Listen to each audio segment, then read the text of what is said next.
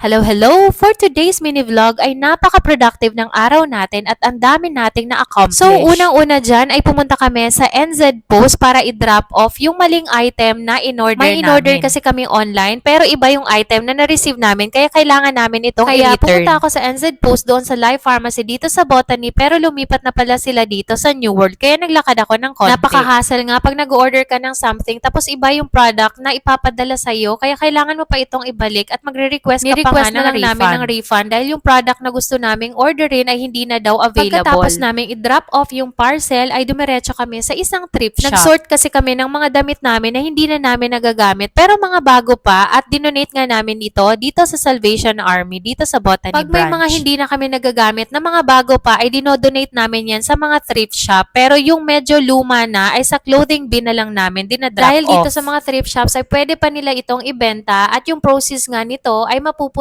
sa mga various community work and initiatives. O diba, nakadeclutter ka na, nabawasan na yung mga tambak mo sa bahay at nakatulong ka pa nga sa community. Then after dyan ay dumiretso kami sa local doctors para pick upin yung mga gamot na ni-request ni Carlo online. So ayun lang muna for today's vlog. See you again next time. Bye!